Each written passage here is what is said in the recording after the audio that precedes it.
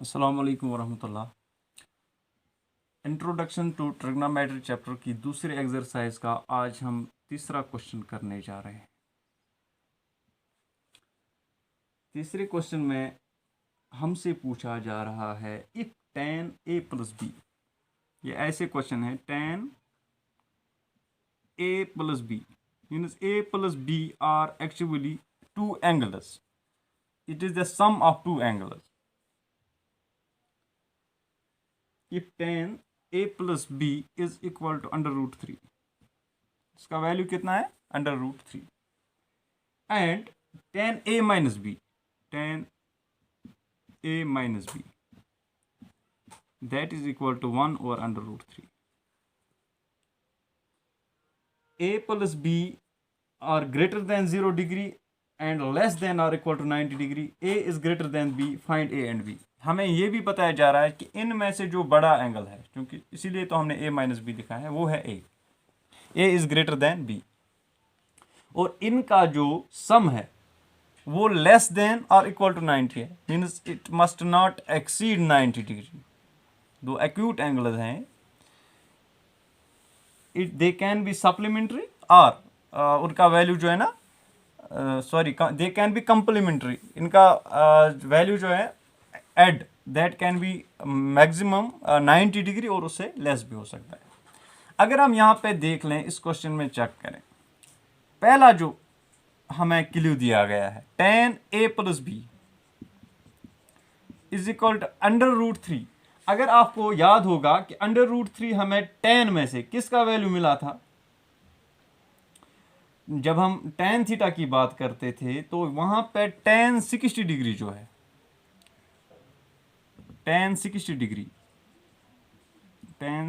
Degree का value हमें मिला था अंडर रूट 3, ठीक है ना। आप यहां पे ब्रैकेट में लिख सकते हैं because tan 60 degree is equal to under root 3, तो अंडर रूट 3 के बदले हम यहाँ पे tan 60 डिग्री लिख सकते हैं। अब देखिए हमारे पास इक्वेशन क्या बन गई, tan a plus B is equal to tan 60 degree. तो अगर हम tan और tan दोनों साइड से कैंसिल करेंगे तो यहाँ पे हमें जो इक्वेशन मिली that is a plus B is equal to 60। तो ये इसको हम मान के चलेंगे, let it be equation first, okay. इसी तरह से जो दूसरा क्लू दिया गया है tan a minus B is equal to under root is equal to 1/3, 1 divided by under root 3। तो 1 डिवाइडेड बाई अंडर रूट 3 अगर आपको याद होगा वो है tan 30 का वैल्यू,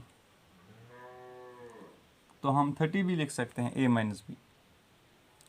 जिस तरह से अभी हम ये क्वेश्चन कर रहे थे, तो अगर हम जैसे हमने ये वाली क्लू पे किया, अब जो दूसरा क्लू है tan a माइनस बी, इसके बदले हम लिख सकते हैं tan 30 डिग्री।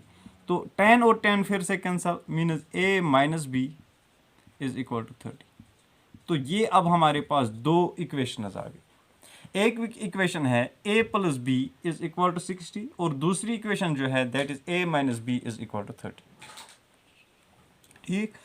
अब इन दोनों को आप अगर हम यहाँ पे ऐड करें दोनों को, देखिए a plus a that is 2a plus B और माइनस बी कैंसिल हो जाएंगे, 60 plus 30 that is equal to 90। तो हमें 2a का वैल्यू कितना मिला 90, ठीक है ना। तो एक a का वैल्यू हमें कितना मिलेगा, that will be 90/2 that is equal to 45।